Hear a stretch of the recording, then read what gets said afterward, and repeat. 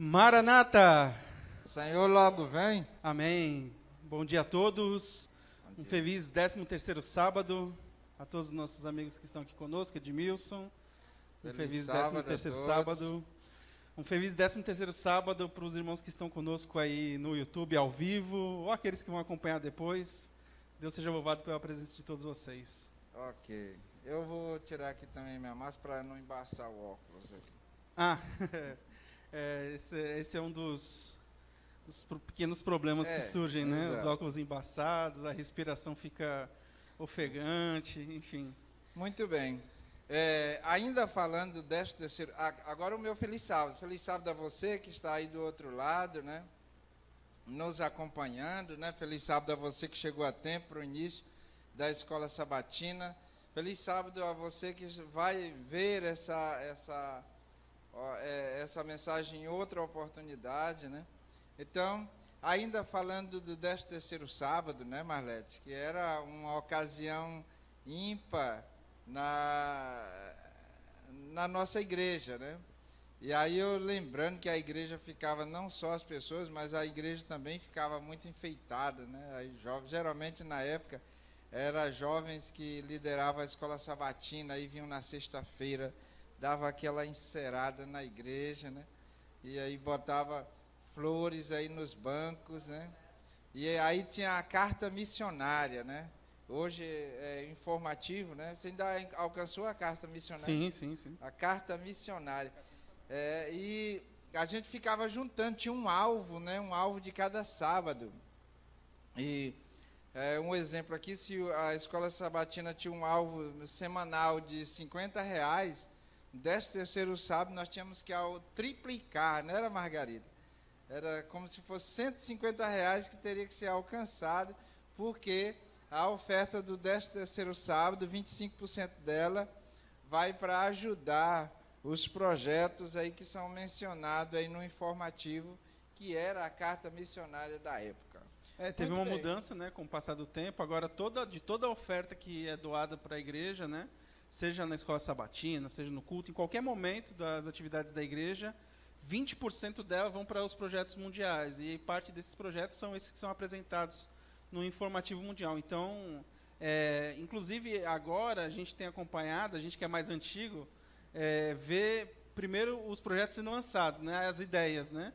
E aí agora em alguns informativos que a gente vê hoje, já vê, você que ajudou em tal época, né? Eu ainda alcancei, que eu já tenho um tempinho, né? Então, quando diz assim, o projeto tal, aí eu lembro, tal época aqui. Então, em 2007 você ajudou, eu Isso, falei, aí, tá vendo? Naquele tempo a gente ajudou. Isso. E agora eles estão fazendo outras coisas, melhorias, às vezes uma reforma.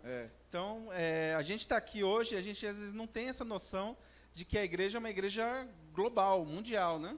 E que, não efetivamente nesse horário, porque tem o fuso horário, mas em todos os sábados, muitos desses irmãos que estão aí aparecendo no informativo estão frequentando as igrejas, participam dos cultos em locais que são construídos, igrejas, colégios e tudo, e muitas pessoas são atingidas pela mensagem com a ajuda da sua oferta aqui na igreja do Parque Piauí. E no futuro, né, você vai dizer, olha, eu ajudei, tá? Dei uma oferta tal dia e ajudou a construção. Quando no futuro esse projeto dessa escola aqui mencionado daqui a pouco, né, desse projeto, aliás, do informativo de hoje, aí você no futuro diz, olha, eu ajudei, tá, em 2022, né, no 13º sábado, tá. Então vamos lá. Vamos para a nossa lição, então? Vamos lá. Vamos orar, então, para a nossa lição. Eterno Deus e Pai, bendito seja teu nome. Quão bom, Senhor Deus, é estarmos aqui para recapitularmos esta lição. Amém, que tu Senhor. possas, ó Pai, nos iluminar a entender, Senhor Deus, qual seja a tua vontade para a minha vida, para a nossa vida, para a tua igreja. Amém, Senhor. Fica, pois, conosco, em teu nome nós te pedimos, Senhor. Amém. Amém. Lembrando que qualquer um de vocês estão aqui conosco, os que estão no YouTube, se quiserem comentar, fiquem à vontade, é só pedir que o Moisés leve o microfone até você. É importante que você participe, dê sua opinião também, porque senão fica só a gente aqui na frente falando, a gente fica achando que está falando demais, né? Não que a gente não fale, a gente fala um pouco demais até às vezes, né? Mas assim, a participação de vocês é essencial porque trazem outras ideias, outras luzes, outras experiências que às vezes a gente mesmo não percebe durante o estudo na semana, né? Exatamente. E, inclusive, né, o título da lição, né, eu não sei, Edmilson, se você, quando chega no 13º, fica triste por estar acabando uma lição ou fica ansioso para começar a próxima? Né? É um mesclado. É um mesclado, né? É um mesclado das duas coisas, né? Tem a expectativa, né? Acabou uma lição boa, mas a gente fica naquela expectativa, como disse a Marlete anteriormente, né, de estudar um novo livro, de ver, e principalmente um livro que às vezes tem curiosidades que você gostaria de comentar, de participar e de aprender mais. Então, fica esse mesclado aí da saudade com a expectativa do novo. Né? Eu sou mais da ansiedade do novo. Né? Então, o título da lição é Permaneça no Amor Fraternal. É um texto que já tínhamos comentado na semana passada, brevemente, né, no final da lição da semana passada, mas que nessa semana, ao estudar aí o capítulo 13 do livro de Hebreus, né, foi mais aprofundado, né? Como é quase que uma, eu não vou dizer uma ordem, porque eu não imagino Paulo dando assim uma ordem efetiva, mas uma orientação, um conselho, um incentivo para que aqueles irmãos, aqueles hebreus que estavam recebendo aquela mensagem, aquela carta especial escrita por Paulo, e uma carta com várias mensagens que nós tivemos a oportunidade de estudar durante esse trimestre, mensagens de incentivo, mensagens explicando um novo conceito, uma nova doutrina ali, para que eles compreendessem melhor ali, principalmente as questões que envolviam os sacrifícios, o santuário, aqueles rituais que eles estavam acostumados a fazer antes, que após a morte de Cristo, algumas coisas se completaram justamente nessa morte e ressurreição de Cristo. E agora ele chega e faz um incentivo, um convite. Permaneçam no amor fraternal. E aí eu já lanço a pergunta para a igreja, porque, como a gente disse, é importante que toda a igreja participe, quem está no YouTube participe também. O que é para você um amor fraternal? É a oportunidade. Moisés está ali com o microfone. Quem quiser, levanta a mão e diga para a gente aí o que é para você o amor fraternal. Não tem certo ou errado a resposta, é o que é para você o amor fraternal.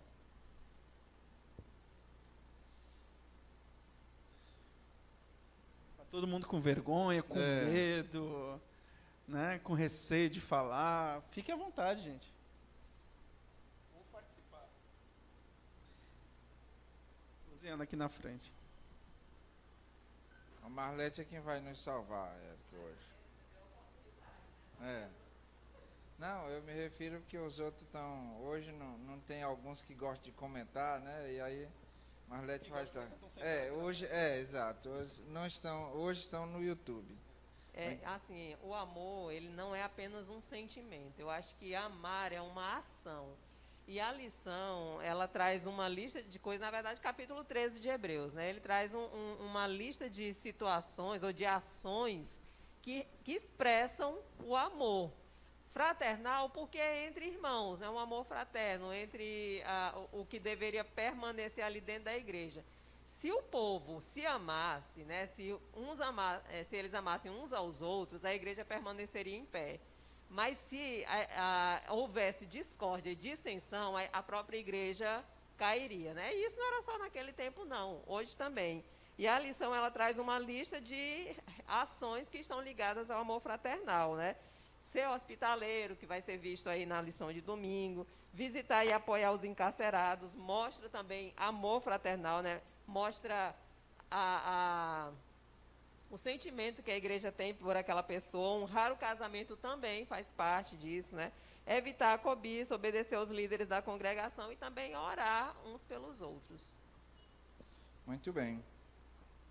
Ainda falando, né, respondendo aí a sua pergunta, Eric, existe, segundo os estudiosos, né, são 3 tipos de amor, né? Tem o amor ágape, o amor filial e o amor eros, né? O amor eros entre marido e mulher, né? Entre um homem e uma mulher, vamos assim dizer.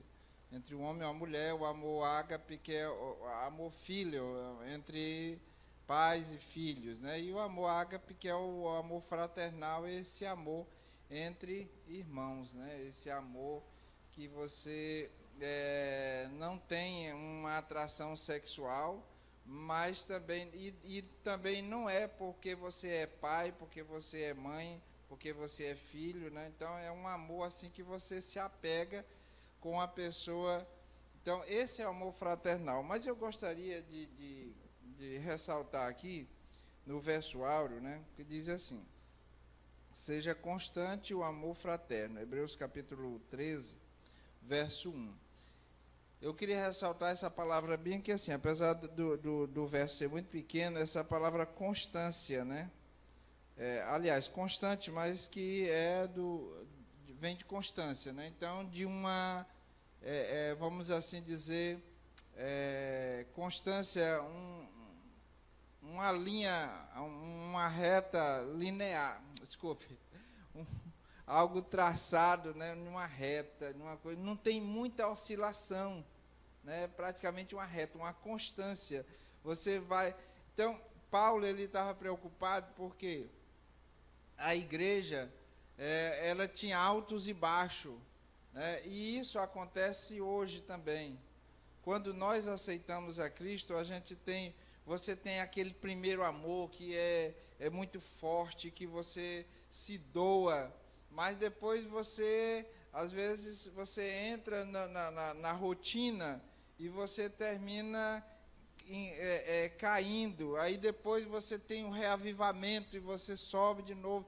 Então Paulo pede que a gente tenha um amor, como é que diz, seja constante o amor fraternal, que você não tenha oscilações com relação a esse aí, que você cuide do seu irmão, que você ame o seu irmão de maneira linear, né? Não é uma hora você está chateado com o irmão e você despreza, né? Mas que você mantenha sempre essa constância nesse amor. Muito bem. Tem 2 recados aqui no YouTube, né? Um é do Francisco Alves, né? Inclusive falando que a irmã Florisa está assistindo aqui a programação. Um abraço, irmã Florisa. Deus esteja com a irmã. Estamos com saudade da irmã. Deus abençoe a todos vocês que estão aí acompanhando conosco. E também a Bernadette Marques Lima. Um abraço, minha querida irmã. Que Deus abençoe. Inclusive, ela deixou, né, como a gente falou assim, da pergunta, né? Comentando aqui que o amor fraternal é o amor para com os irmãos. E fazer ação. Ela comentou da ação. Eu quero fazer um comentário em cima disso para a gente andar nos outros dias da lição. Muito bem. E o Francisco Alves ainda falou, né? O amor sincero e zeloso, que procede de Deus, amor disposto a fazer o que estiver a seu alcance para ajudar o próximo. Muito bem. Eu queria juntar o pensamento aí seu e da Marlete, que foi 2 pensamentos interessantes aí, com relação a essa especificação sobre o amor fraterno, porque você destacou os 3 tipos de amor, né? Que são conhecidos aí pelos estudiosos, são apresentados pelos estudiosos, e a Marlete falou de ação. Os outros 2, o de relacionamento entre homem e mulher e o relacionamento entre pais e filhos, eu sinto que é um tipo de amor que nasce naturalmente, né? Que brota de dentro de você, né? Quando você se relaciona com uma pessoa, você começa a conviver e você encontra características que se destacam e você proporciona o amor um para o outro, né? Isso de um para o outro, né? Vamos chamando de afinidade, né? Você conhece a pessoa e começa eu tenho uma afinidade por essa pessoa, e você termina se aproximando mais daquela pessoa e desenvolve esse tipo de amor. No caso dos filhos, quando nasce, ou quando a mãe, por exemplo, geralmente... Desculpe, a afinidade não, esse é amor... pode continuar aqui, eu misturei com amor fraterno. Tá. Quando a mãe fica sabendo de que está grávida, eu acho que até antes do que o pai, começa a gerar ali um sentimento talvez incontrolável, assim, de alegria. Enfim, o amor já começa ali, não é nem quando nasce. Eu acho que os pais, quando nascem, que começam a cultivar um pouco mais aquilo, né? Pelo menos a maioria, né? Então, o que eu quero dizer é que esses 2 sentimentos, né, essas 2 representações do amor, elas nascem sem que você controle isso. O amor entre irmãos, eu acho que você precisa cultivar, você precisa praticar ações, praticar atividades, para que aquilo possa se desenvolver.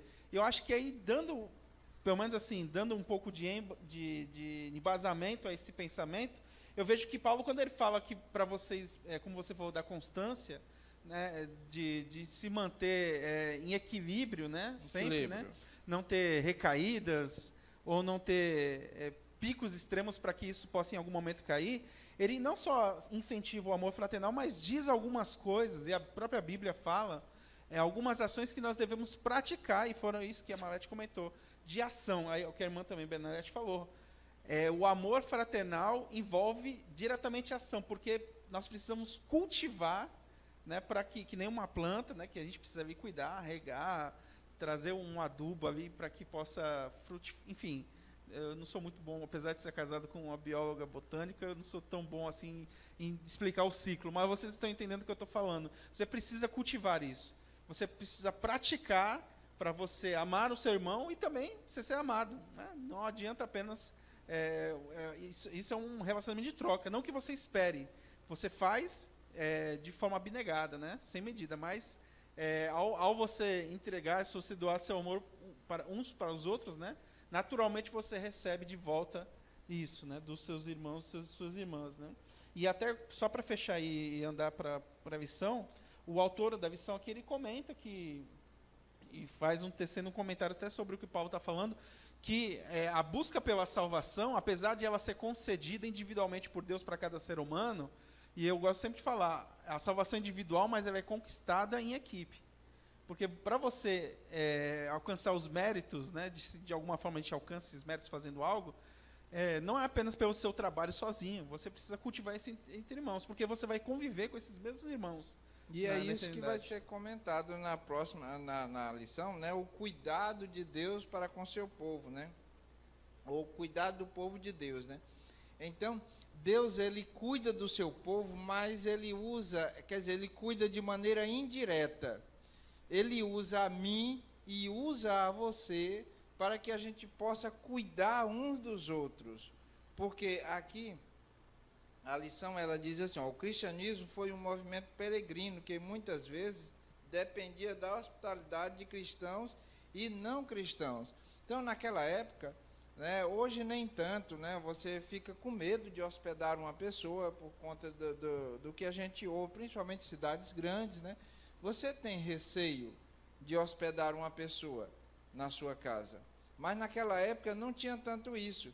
Então, quando os discípulos, Jesus enviou os discípulos para pregar, ele disse, olha, ide lá, chegue na porta, se vos receber, tudo bem, se não receber, sacuda os pés, tanto da cidade como das pessoas, vocês não levem alforje, vocês não levem 2 capas, você não leve 2 túnicas, você não leve moedas, você não leve... Então, por quê? Porque ele queria que as pessoas se colocassem nas mãos dele e ele iria cuidar. Então, ele usava pessoas para cuidar das pessoas. Então, hoje ainda é assim. Essa questão de hospitalidade ficou mais restrito, mas você pode ajudar a seu irmão, você pode ajudar as pessoas, os menos favorecidos, porque você estará fazendo a obra de Deus aqui na terra. Olha, eu sempre gosto de contar essa experiência aqui, uma coisa que aconteceu comigo. Se eu tivesse a oportunidade de rever essa pessoa, eu levaria um presente, não em dinheiro, porque uma certa vez eu estava numa cidade do Maranhão, primeira vez que tinha andado nessa cidade, e a primeira vez que tinha andado nessa cidade e não conhecia ninguém e tudo mais. Quando chegou a noite, não consegui carro para voltar para onde eu estava hospedado, e aí não tinha hotel na cidade, era uma cidadezinha pequena, e nós ficamos lá e foi anoitecendo, e a gente não sabia o que fazer. Quando foi, já estava já indo para 10 horas da noite, já chegando às 9 horas. E aí eu disse, vamos, e eu fui na casa de um pastor. Eu faço questão de dizer aqui, se tivesse sido um mau exemplo, eu não diria o nome da igreja, né, questão de ética. Mas como foi uma pessoa que nos ajudou, eu faço questão de dizer, pastor da Assembleia de Deus, um senhorzinho já de idade, só ele e a mulher dele, os dois já de idade. A gente bateu na porta, né, 2 estranhos, duas pessoas que ele nunca tinha conhecido, nunca tinha visto, aliás, e essas pessoas chegaram lá pedindo que pudesse deixar eles dormir na casa dele, e ele abriu as portas assim, sem muitas perguntas, abriu assim. Então, são esse tipo de coisa que Deus exalta e que Deus precisa do seu povo nessas horas, né? Então, como eu estava dizendo, se eu tivesse a oportunidade de voltar lá nessa cidade, eu levaria um presente. Talvez ele nem lembre mais de mim, não sei nem se ele ainda mora nessa cidade, se ele ainda é vivo, porque isso foi há quase 20 anos atrás. Então, foi uma coisa assim que marcou pela a hospitalidade, que é isso que Deus quer dos seus filhos, independente que você vá ajudar, seja da sua igreja, seja da sua família, seja de outra denominação, mas Deus requer isso do seu povo aqui na terra, que brilhe através de boas ações. Amém. Deus deseja que o seu povo esteja em equilíbrio. Então, os versículos que foram apresentados nessa lição aí de segunda-feira falam muito nessa questão da hospitalidade. E eu lembro aí até Paulo cita durante o texto aí dos presos cativos, né? Mas eu penso também muito aí nos socialmente vulneráveis, né? As pessoas hoje que têm dificuldades de alimento, pessoas hoje que têm dificuldades com moradia, tudo. É um caso de se pensar pela igreja, pela sociedade, para que, de alguma forma, a gente possa colaborar para que todos possam ter uma vida, pelo menos, mais digna possível. Por exemplo, a gente está vendo um exemplo lá na Europa, por conta da guerra lá da Rússia e da Ucrânia, são mais de 3 milhões de refugiados. Pessoas estão indo para outros países, às vezes não são países da mesma língua, na maioria deles não é da mesma língua, mas mesmo assim muitos países ali, muitas pessoas dos países vizinhos ali estão recebendo muitas daquelas famílias, enfim, fazendo algum tipo de esforço, porque estão se tratando como uma só nação, digamos assim, apesar de ter as barreiras, né, os limites das nações, mas estão recebendo as pessoas, estão procurando ajudar com emprego, com moradia, enfim, algo a se refletir, né, sobre como a humanidade tem se degradado a ponto de, às vezes, nem dar muita atenção para as pessoas que precisam. Né? Certo. Então, falando dessa questão de bons exemplos, né, e já que eu mencionei o pastor da Assembleia de Deus, eu gostaria de mencionar também aqui o trabalho que está sendo realizado não é para nos gloriarmos, não é para a gente tirar vantagem disso daí ou dizer que é bom, mas nós temos aqui pessoas aqui bem próximas de nós. Você falou aí nessa questão de refugiados, que as pessoas estão acolhendo e tudo mais, mas nós temos um trabalho realizado aqui pela Ângela, a irmã Isabel, a irmã Fátima, que estão praticamente todo final de semana fazendo sopas e levando para as pessoas em condições mais vulneráveis, né? E não é chegar lá e não estão dando isto, se você for para a minha igreja, eu lhe dou um prato de sopa, né? Pelo contrário, a gente nunca viu uma dessas pessoas entrar por essas portas aqui, até porque elas estão indo um pouco distante, né, que são em bairros mais carentes, né? Então, elas não estão indo para trazer pessoas para a igreja, elas estão indo para levar algo que as pessoas estão precisando. Se elas vão reconhecer nelas a pessoa de Jesus Cristo, aí é a questão delas, né? E tudo mais, mas que ainda existe pessoas que estão cuidando de pessoas. Estou falando isso aqui não é para eles se orgulharem, né, mas sim porque essa é a vontade de Deus, que faça que a sua igreja faça com as pessoas. Sim, irmã.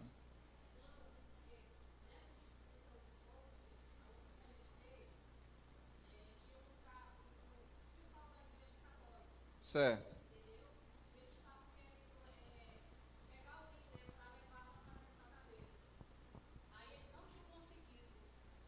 E a gente conseguiu, entendeu? Nós conseguimos 2 irmãos para se internar. Eles levaram ele para fazer um tratamento de internação. Muito Graças bem. a Deus, a gente conseguiu, a gente levou até eles. Eles estavam, não sei se era padre ou se era alguém, sei que era algum membro da igreja católica. Aí eles levaram no carro 2. Foi uma menina, uma mocinha e um rapaz. A gente conseguiu, levamos até ele e eles levaram para fazer tratamento. É porque, assim, o fato de vocês estarem mais próximos dele... A gente perguntou, você tá querendo um tratamento? Você quer se internar? Você quer fazer um tratamento? Porque às vezes a gente pergunta, não quero não. Mas nesse dia a gente conseguiu, para a glória e honra de Deus, conseguimos mandar 2. Não sei se a gente vai encontrar ainda eles, mas o pessoal lá levaram eles. Muito bem. Entendeu? Então vamos dar sequência. É um trabalho aqui. de reassociar, né? Paulo, ele estava falando aqui que cuidado com... Ele estava advertindo os irmãos, né? Cuidado com 2 coisas, né? Sobre a imoralidade sexual e a avareza.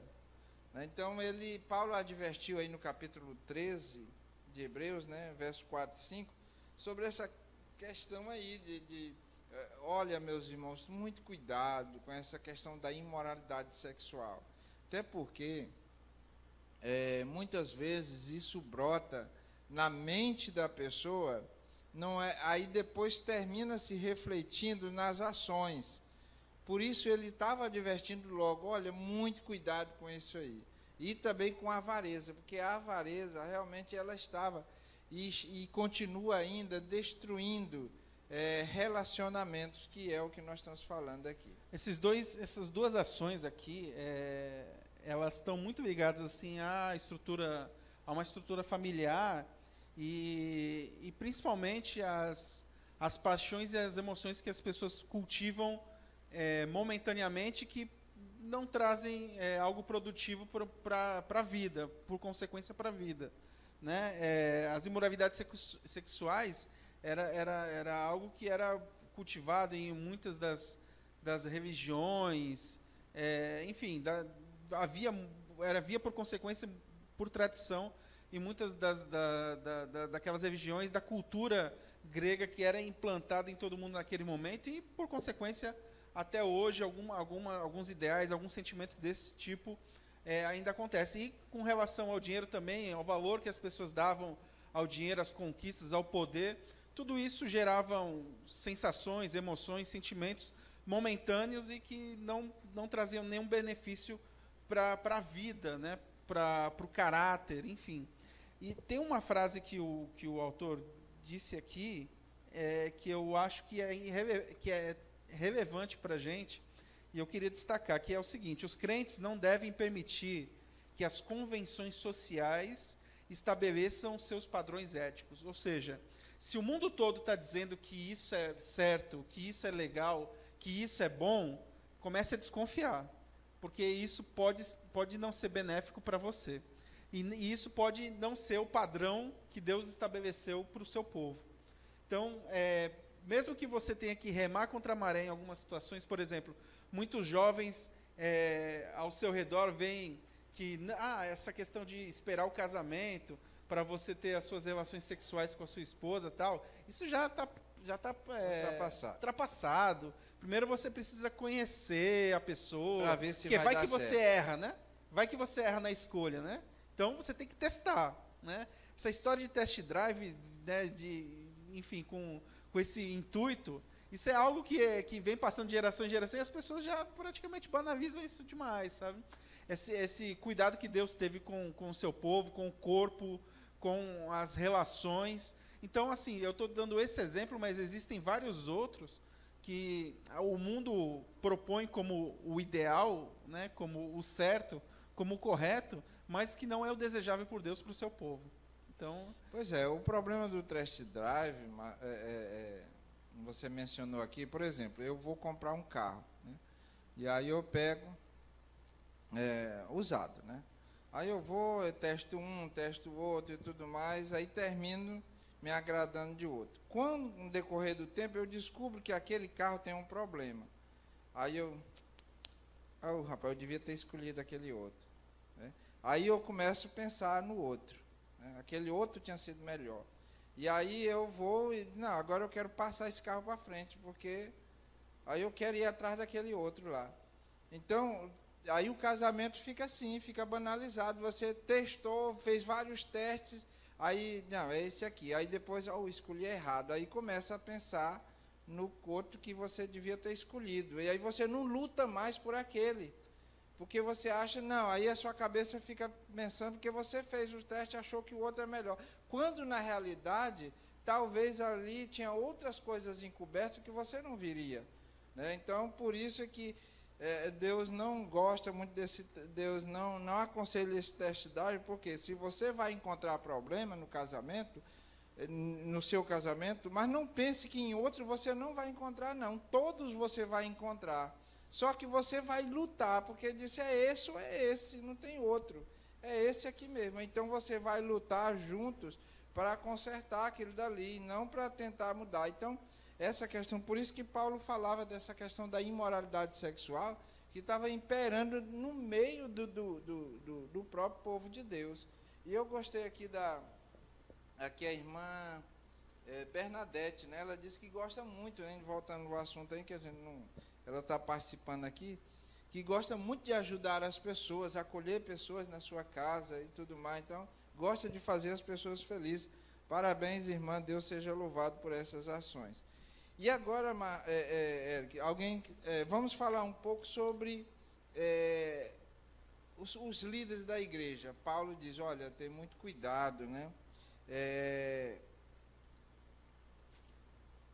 Lembre-se de seus líderes. Lembre de seus líderes. Quando Paulo falou isso, ele não estava falando do apóstolo Pedro, não estava falando né? Não estava falando só de Pedro e de João, de outro, mas ele estava falando de líderes ali, locais, né? Líderes da igreja que as pessoas tinham que lembrar dele, respeitar, cuidar, né? Devemos manter um bom relacionamento com essas pessoas. Muito cuidado, irmão. O povo de Israel no Egito, aliás, na travessia, na passagem do Egito para Canaã, eles se bateram de frente com muitos dos seus líderes, e muitos daqueles, eles terminaram sendo fulminados ou perderam a sua vida no deserto, porque eles não souberam respeitar. Não é porque a gente está aqui na liderança que a gente exige respeito, mas a gente entende que pastores, eles foram ungidos por Deus para que pudesse cuidar da sua igreja. A liderança foi escolhida pelo Espírito Santo para cuidar da sua igreja. Uma certa vez, Davi teve a oportunidade de tirar a vida de Saul, né? Apesar de Saul estar num caminho errado e Davi ser o próximo sucessor dele, mas aí ele disse assim, aí os homens dele disseram, rapaz, olha, Deus te entregou Saul nas tuas mãos, 2 vezes, Deus te entregou Saul nas tuas mãos. Aí ele disse o seguinte, de forma nenhuma eu levantaria a minha mão contra o ungido do Senhor. Então devemos ter muito cuidado.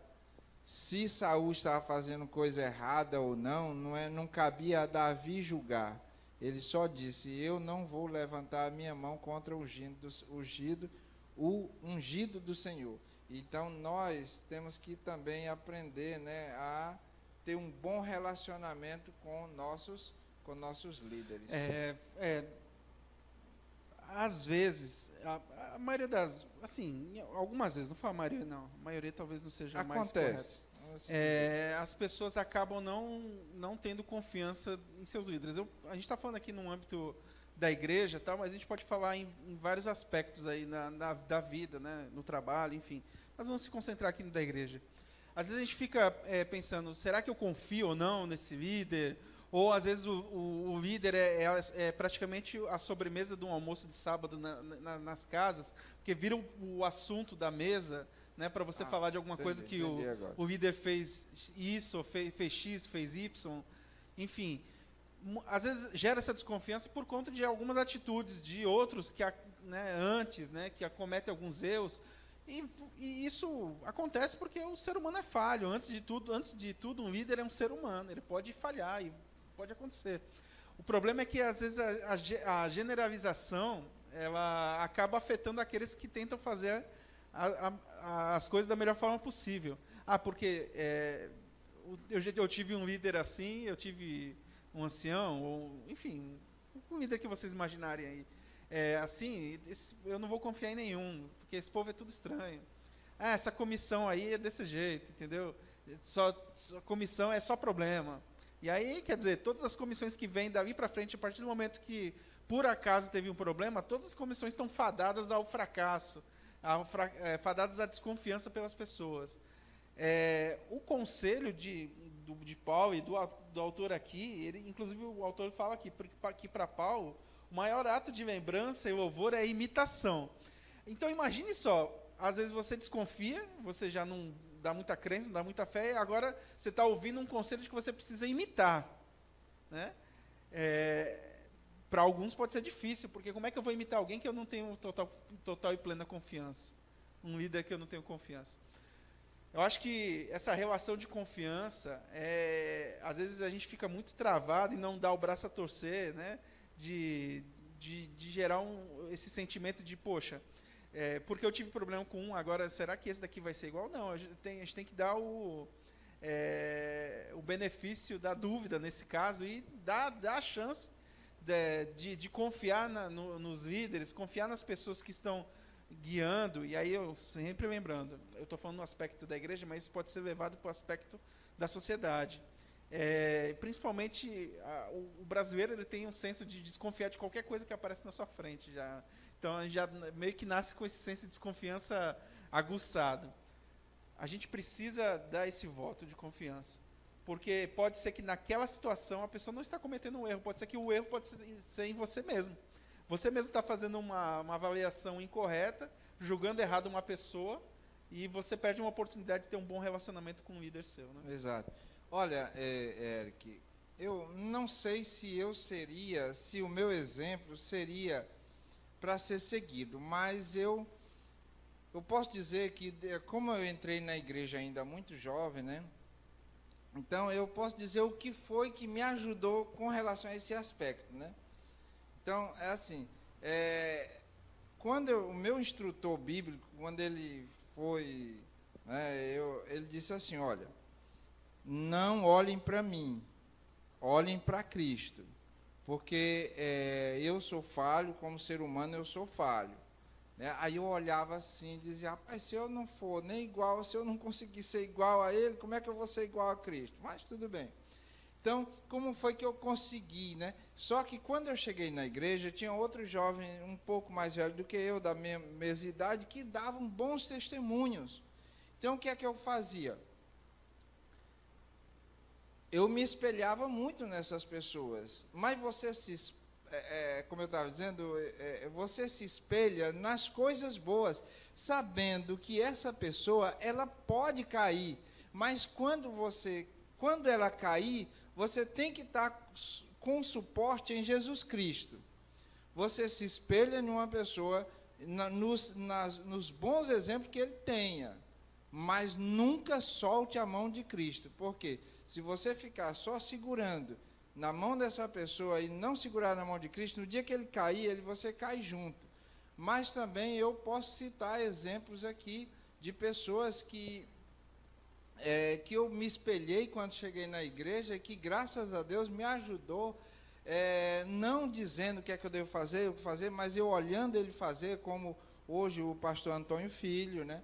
Que já estava aqui na igreja hoje o doutor Arnaldo, que também era um jovem assim muito dinâmico aqui na igreja, né, e tudo mais. Então essas pessoas, eu olhava para eles, mas sei que eram falhos, mas não olhava para as suas falhas, olhava para os bons exemplos. Então você faça isso, né?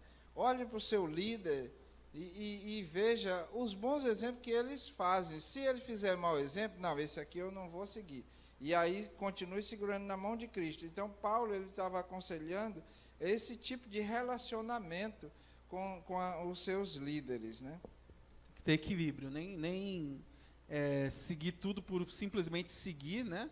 E sim sempre fazendo uma avaliação pessoal, sem desconfiança, né? Mas fazendo uma avaliação daquilo que é correto, ver tudo e reter o que é bom, inclusive, né, o caráter, né? Exato. Então, mas também sem esse exagero, né? Infelizmente, algumas pessoas acabam depositando em alguns líderes a sua total e plena confiança e apenas no líder em si, né? e aí quando ocorre algum tipo de escândalo, algum problema, a pessoa se decepciona tanto a ponto de se desgastar da mensagem, de se retrair, de não mais seguir, enfim. Como o exemplo que você citou aí do seu líder espiritual, é claro,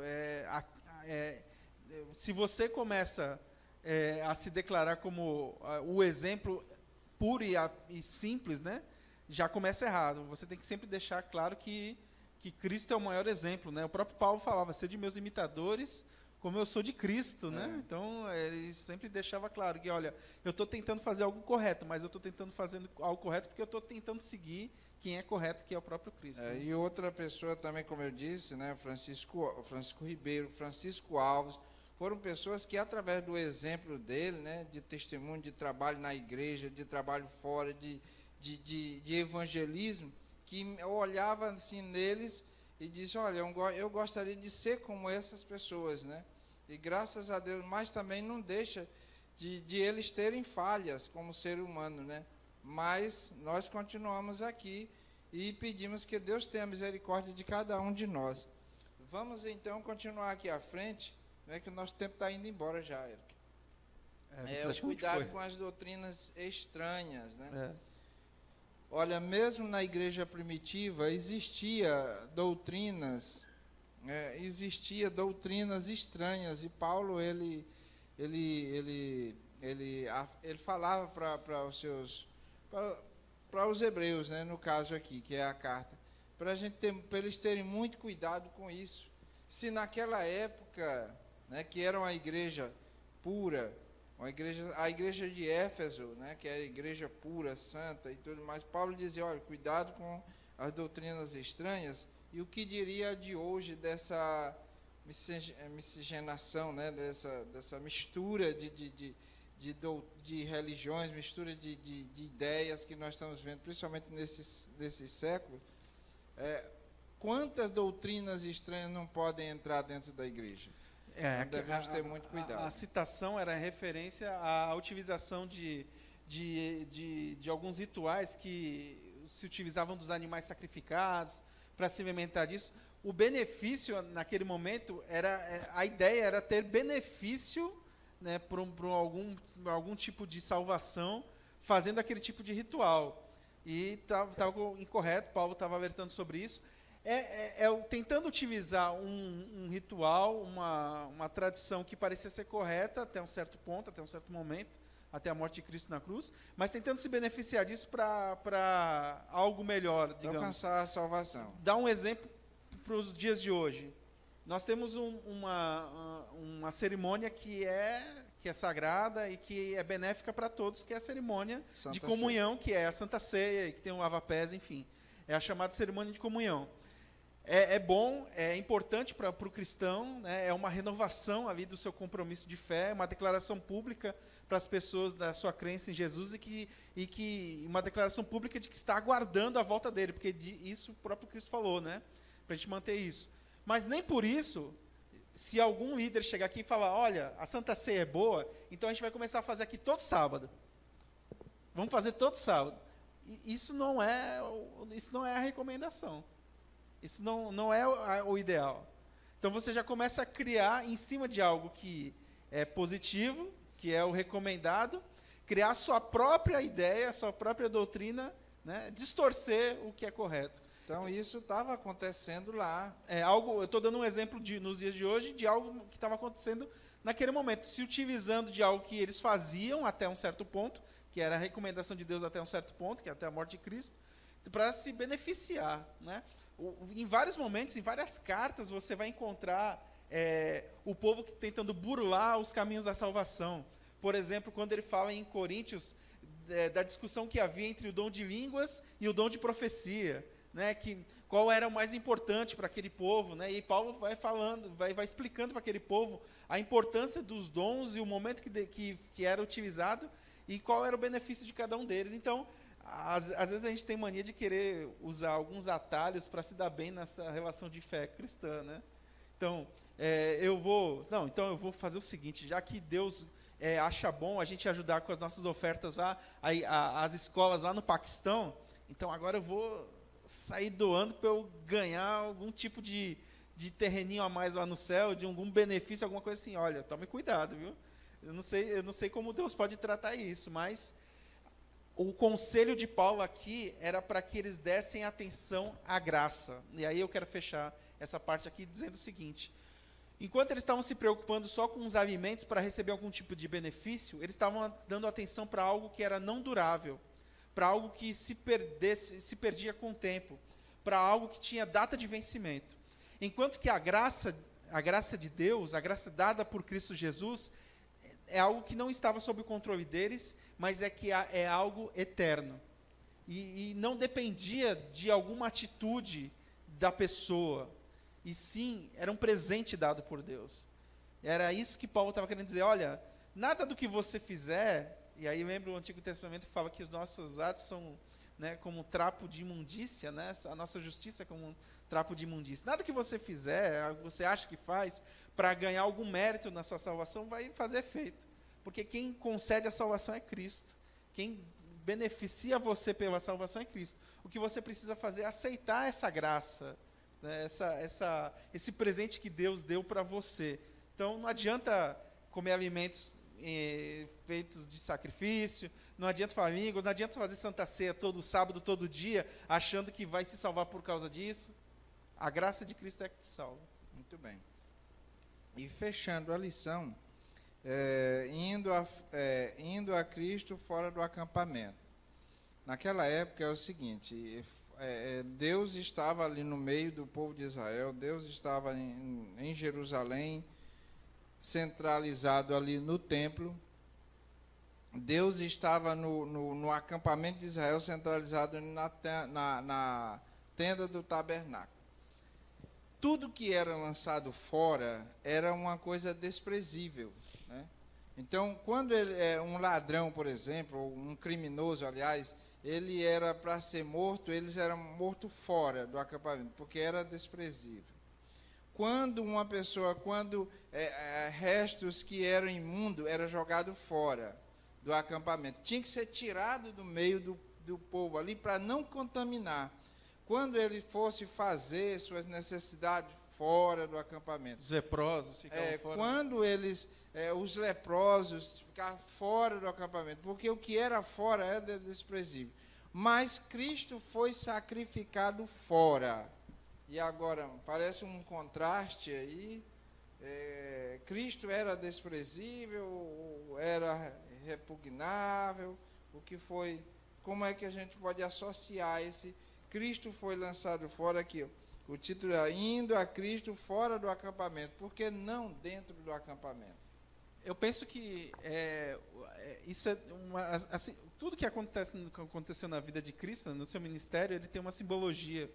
E estar fora e ser sacrificado ali, né, ser levantado no madeiro fora, né, já ser levantado no madeiro já era maldição, maldito aquele que... maldito aquele que for para o madeiro. Então, tudo ali era um conceito de ser desprezado, de ser largado pela sociedade. Mas Cristo, por várias vezes, ele declarou que ele veio buscar exatamente aqueles que estavam sendo desprezados, aqueles que estavam sendo humilhados pela sociedade daquele momento. O povo de Israel tinha um benefício gigantesco entre eles, que era ser o povo representante de Deus, para levar essa luz de Deus para todos os povos. Mas eles trataram isso como uma forma inclusiva de que o Deus Criador era apenas deles, e que só defendia eles, e que só protegia eles, e que os outros povos tinham que, né, ter as suas consequências, porque todos eram pecadores e não podiam ser salvos pela graça de Deus. Então eram desprezados, né? E aí quem nascia com uma doença, quem tinha lepra era desprezado. Enfim, quando Cristo é morto fora, para mim, uma simbologia de que ele veio por todos, inclusive a quem é desprezado. Hoje, o povo de Deus, de certa forma, meio que vive fora do acampamento global, porque a gente vive, como a gente falou um pouquinho antes, a gente vive andando contra a maré, né?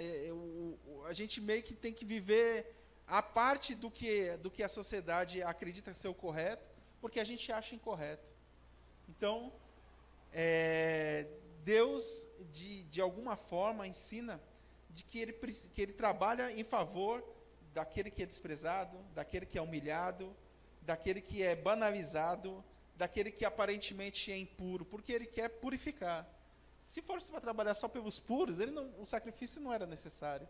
O sacrifício era para purificação. E ainda dentro desse raciocínio, nosso tempo já foi embora. Faz tempo que foi, né? O pessoal faz tempo que foi. Vou fechar aqui minha parte aqui. O povo naquela época, eles fizeram uma redoma, né? Ficaram dentro de uma redoma, só se salva quem estiver aqui dentro. Quem estiver fora, tudo é contaminado, né? Então, quando Cristo, Paulo aconselha que a gente vá fora a Cristo Jesus, ele está quebrando essa barreira de que a salvação, ela é só dentro dessa redoma. Então, quando ele quebra a barreira, levando a salvação também aos gentios, quando ele vai fora, ele está nos ensinando que nós temos que sair também de dentro dessa redoma e quebrar essas barreiras e levar a salvação também a outras pessoas fora do arraial. Testemunhar fora do arraial de que a salvação é para todos. E fechando aí, toda hora a gente fala fechando, né? E nunca eu fechei minha parte.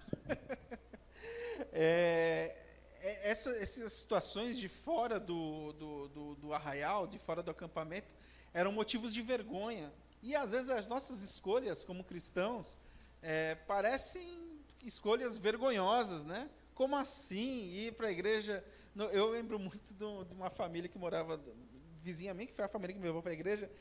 Sábado de manhã eu via eles indo para a igreja, na bicicletinha, todo mundo junto ali e tal. Eu falava, como é que esse povo, sábado de manhã com esse sol, vai para a igreja, sendo que tem uma praia aí, pode passear, pode estar descansando, pode estar dormindo. E onde que eu estou agora, né? Eu sou a pessoa que alguém está olhando, falando, como os caras se acorda cedo, vai para a igreja. Então, às vezes, isso é um pequeno exemplo, mas às vezes pode ser um motivo de vergonha, alguma das nossas escolhas. As pessoas podem nos apontar por causa disso. Mas como assim? Deixa de ser besta, sei lá. Pode falar alguma coisa assim que denigra. Mas essa mesma vergonha pequena nem se compara com a vergonha que Cristo passou, né? Carregando o madeiro, como a gente falou, uma maldição. Enfim, o próprio Filho de Deus ali, levando os nossos pecados, sofrendo por nós a dor que nós deveríamos estar sofrendo por conta das nossas escolhas, mas mesmo assim ele fez a escolha de conceder essa graça para todos nós. Então por que nós temos vergonha das nossas escolhas, daquilo que fazemos? Por que ter vergonha de cuidar uns dos outros, né? E aqui a lição de sexta, e aí sim, pelo menos da minha parte eu vou fechar aqui, ela fala de um início de era da igreja primitiva maravilhoso, onde uns ajudavam os outros, uns cuidavam dos outros. Quando a gente vê Atos 2, a gente vê que comiam pão um nas casas dos outros e oravam uns com os outros, pregando a mensagem, e a igreja crescia e se multiplicava. Mas com o passar do tempo, as pessoas foram sendo induzidas a cometer falhas, a cometer erros, ao povo de Deus se distanciar, isso já lá no primeiro século, no segundo século, e como nós vemos nos dias de hoje, cada vez mais as pessoas estão distanciadas umas das outras, inclusive dentro do povo que conhece a verdade.